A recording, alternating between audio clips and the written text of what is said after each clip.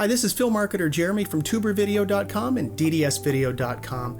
Here are a couple of quick notes about price as it relates to video production. Now, most video professionals, they're not going to divulge what they charge, and conversely, I found that clients really won't say what their budget is, so neither party really trusts the other one. When we look at pricing is kind of all over the map for video production, and everyone seems to be trying to figure out what everyone else is charging. Whether you're looking to have a video done for your business, your practice, or you're a video professional who's kind of looking for some insights on what someone else is charging, price, it's on everyone's mind.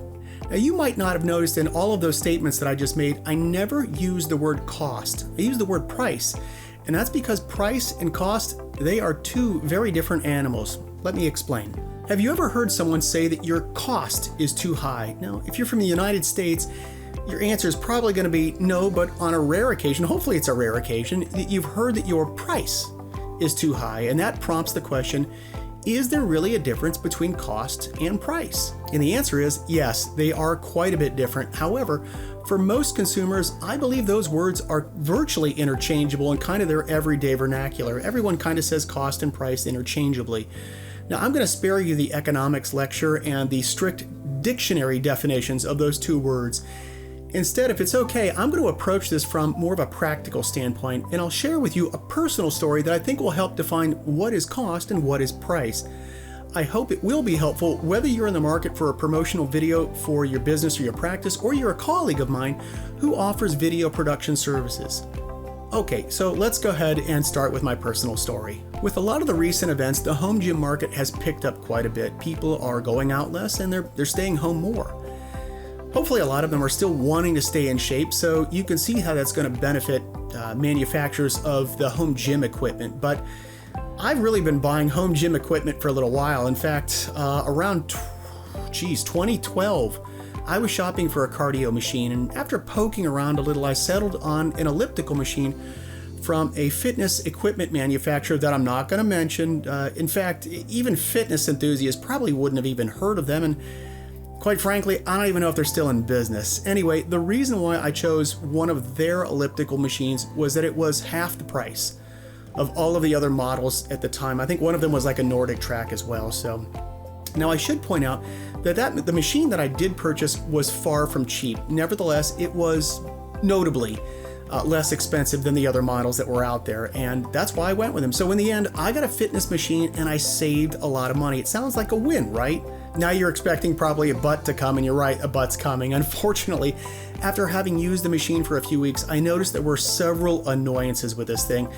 The unit kind of squeaked when you were on it. It made a It made an ee sound every time that you moved the arm handles, and I tried WD-40, tried a couple other solutions. It did nothing. So in the end, my solution was I wore some headphones, and I was hoping they would drown out the sounds. And that worked okay, I guess, but the thing wobbled from side to side when you used it, and not only was that extremely frustrating, but it's a little unsafe as well. The machine really never felt sturdy. The foot pedals, they were so narrow that you felt like your feet would slide off of them. If they did, you'd really get hurt.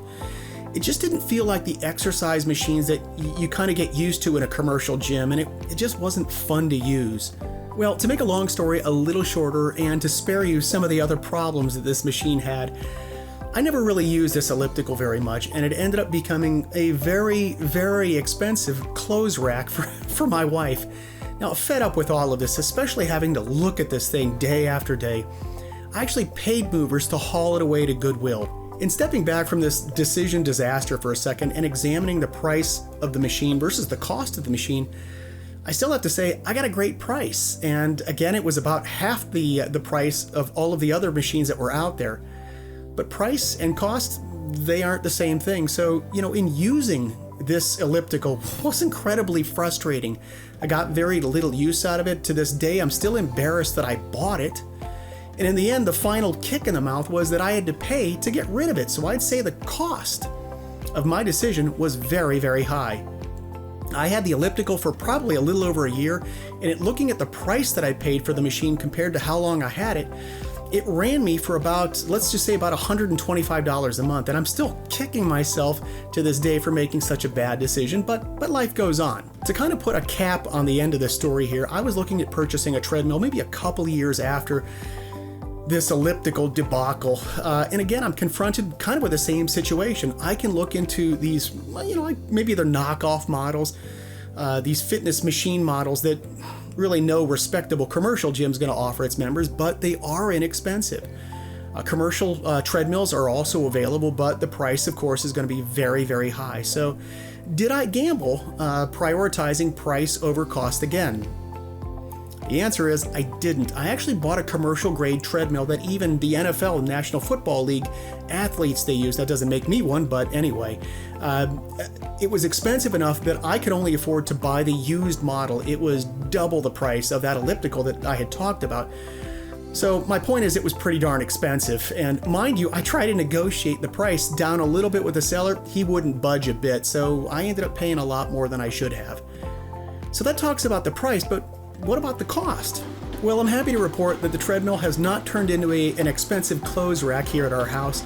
I use it every 2 to 3 days. I've logged hundreds of miles on it, and it's built like an absolute tank. I will have this piece of equipment for the rest of my life. So while the price was extremely high to acquire this treadmill, the cost over the years has been very, very low, and I feel good about my decision every time I get on that treadmill. And when I get off the treadmill, I don't feel as good, but that's a different story. At the time of this video, I've had the treadmill for about 7 years, and when I look at the price that I paid for it, which admittedly was higher than I wanted to pay, compared to how long I've had it, I've actually paid about $35 a month to own it, much less than the elliptical. It's a much better decision than the elliptical ever was.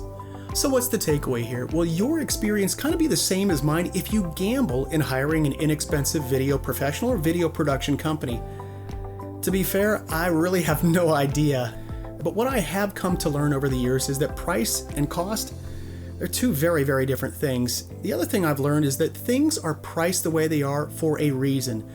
There's a reason why I would offer to film a video, for a couple of $100, maybe even a bus pass and a ball of lint when I first started back in 2014. And there is a reason why you are not the cheapest option out there. You know the quality of your work that you provide, and that's why you're priced the way that you are, and I'm in the same boat. In the end, price is on everyone's mind. Whether you're looking to hire or contract with another business professional, it's on your mind and it's on my mind as well. I hate wasting money just as much as you do. The question that all of us have to grapple with when making these types of financial decisions is, what is more important, an inexpensive price or an inexpensive cost? Truth be told, there really isn't an easy answer that works every time, but I hope this video has kind of gotten you to see things from maybe a slightly different angle or perspective. Thanks for watching.